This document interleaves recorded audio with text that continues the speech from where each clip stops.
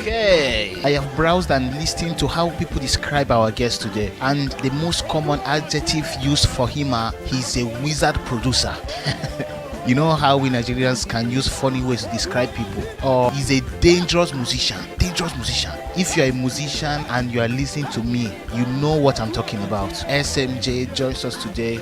Welcome, sir. SMJ, let's start from here. What's the meaning of SMJ? SMJ is just an abbreviation of my name I was called growing up, Samuel Junior. It just popped up during rehearsals when everybody just started saying SMJ. Okay, that's cool. Just like me. So, your skills, your style, and your live arrangements are very well appreciated by the younger musicians. Some say it's because you sound secular. That's why many youth enjoy your beats and Tim Godfrey's beats. And by the way, I don't even know what secular means again, because anytime I hear secular this, secular that, our mind automatically translates it to things of the world, in quotes. So what do you have to say to that? Is it because you sound secular that your style resonates so well with the younger generation? I don't even believe in all of this gospel and secular thing. Being a music producer means I can produce all style of music, but nothing vulgar. Yeah. That's what separates me from what the world wants. So as a youth that I am, I know what youths wants to listen to. I know the sound that appeals to us because I'm still in that age range. So I just know how to go around the sound to make it sound very today and very now. How old are you? The world wants to know my age. I'm 23. Wow. That's super impressive. So I think I've broken some news today. So you've won Best Gospel Afro Producer Award twice now, and you have produced some of the best hits of recent. But do you consider yourself fully as a gospel producer and musician? Before you answer, I will tell you why I'm asking this. Many gospel producers here in Europe don't like to be called gospel producer, and that's fine to me because I've never heard a producer of a rock band calling himself a rock producer. But many times we musicians don't like being labeled as, in quote, gospel producers because we feel it limits our business. So SMJ, where do you stand? Because I know very well you have the skills and versatility to be everywhere. Well, like I said before, I'm just a music producer. There are plenty of things that are attached to this world that we live in. There's the everyday life. Sometimes as human beings we get to fall in love, experiences, growing up, all of those things can be put together in a sound, and a message can be passed across in any form. It doesn't have to mean until I mention Jesus.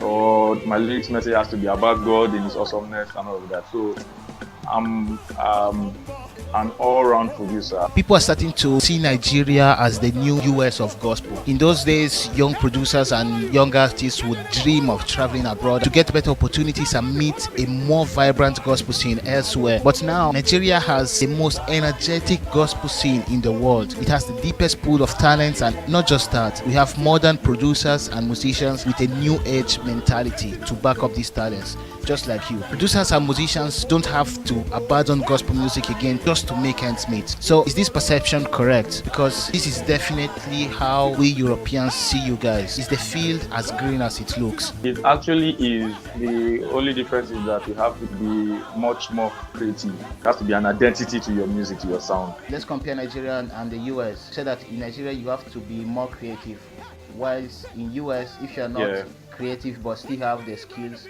you can still make your way through. Is that what you mean? Yeah, you can always make your way through, but the only thing that differentiates us from them is that it is Africa. And the medicine to our soul is our African vibes, our language, our African beats. So that is what actually stands us out, like having to interpret our native sound, as it were, and present it to be international. SMJ, as we know, you have been the mastermind behind Tim Godfrey's latest hits. Nara has been by far your biggest success as a producer. Everyone is singing it. Everybody. In church, everywhere. Look, to be honest, it got to a point I even became tired of it. I was sick. When somebody starts playing Nara in the car, I will tell you, hey, please. Hey Joe, it's okay. Please. It's okay now, eh? You can play other songs now. I'm curious to know if you guys saw the success of Nara ahead. because you have produced and arranged songs that were a lot more entertaining and interesting from a musician's point of view. But as we know, God works in mysterious ways. So were you surprised by the success of probably the simplest song you ever produced?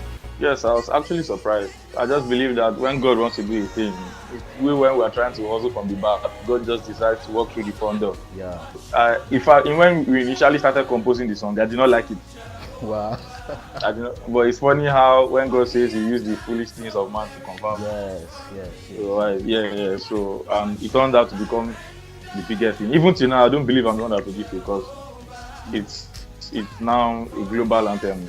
It's just God. Oh my God. I'm so happy you said it, because when I first heard this song, everybody was playing this track. Oh my God. And I was like, are you guys losing your mind about this simple song? I mean, Tim Godfrey has released some sick tracks, incredible arrangements and all of that, and you guys are losing your mind on this one. But the track is a blessing. Yes. Very big. Even to me right now, I have to listen over, key into the lyrics, key into the sound, and it just keeps blessing me. Wow. That's incredible. Fantastic.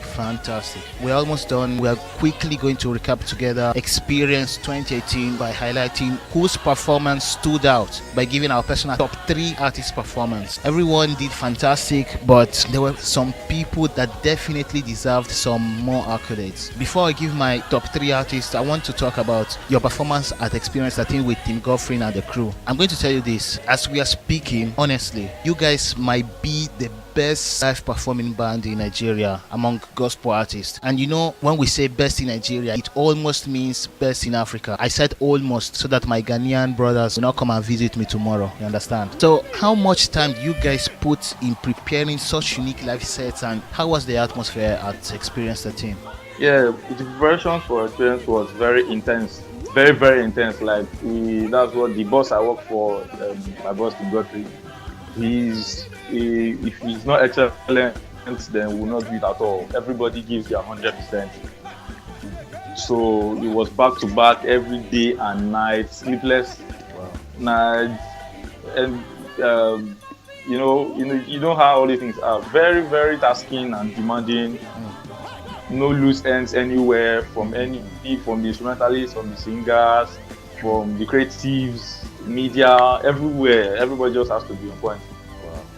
Because the standard has to keep elevating. You cannot depreciate at any point. Yes, for sure. Yeah, so I would say that a lot of hard work, actually, and we're learning from it. It's making us stronger. Yeah, for sure. Day by day, because very soon, we'll get to also be in that position where we have to lead people. So the trainings we've had is what enable us to be able to execute properly. And the atmosphere of the Experience was amazing. It was good. From the sound check to backstage to the different rehearsals, and then it was just amazing. It was a very good experience for us. Okay, so my top 3 artists at Experience 13 are: number 3, I have Planet Shakers. These guys have revolutionized the gospel scene locally and internationally. Honestly speaking, I'm speaking both as a musician and as a gospel music fan. As a musician, these are people that when you stand next to them while playing, they will humble you. Humility will just land on you. They will make you reevaluate your calling as a musician. On the other side, as an African gospel music fan, these guys made the whole arena dance. And let's be honest, unless it's Don Moen, no one wants to dance all these white people's music. But Planet Shakers crushed it, man. They crushed it. Planet Shakers definitely opened our eyes to a different world. Number 2, I have Eben and Tope Alabi. I don't need to say much of Tope Alabi. The thing with her is that she just has too much grace. All about her comes so natural and without effort. So that's it. Eben, the thing with Eben is that every song he releases is a hit. Every song is a goal. So if you give him 20 minutes, the place would be on fire because he has many bombs to fire. Number 1, first position, Chioma Jesus. She was the best, man. Everything about her carries first position in every area. The way she carried herself, performance-wise, the backup singers, the musicians. She's not just she's a prophetess. She's a prophetess. You get me? She has that first position courage. She chiomalized the whole place. Correct. So, SMJ, your top 3. Oh, great. I don't really think I'll call it top three. I just probably for the sake of the interview. I think everybody had expressed was amazing. I was blessed in different dimensions. It was really amazing. For top three, I'll give Planet, and I'll tell my reasons why. Planet Shakers are my number three because I've heard different sort of Giveson sounds and all of that, but they were quite different, and their sound was amazing. It was fresh for the experience. Yes. It was really fresh for the experience. My number two would be Travis Green because I happen to play for Travis Green. Oh, yeah, I saw you. And Travis Green always blesses me. At that one, he always blesses me. My number one, not because I'm in the band you know. I get you. Yeah, my number one will be King Godfrey. I get you. Yeah. I feel you. Will be King Godfrey. Fantastic performance, anyways. Before we close, do you have any special announcements for the fans? Anything you are releasing, anything you're working on that you want your fans to know about? If there is, I probably will send it across, but for now, you should just stay tuned. I'm a man of surprises, so anything can come up at any time. Okay, fantastic. Yeah, if you follow me, you know I'm good at just popping up with things at any time. So yeah. Fantastic. Well, thank you so much, brother. I wish you all the best. Keep crushing it. Keep doing your thing, and see you at the top. Thank you very much.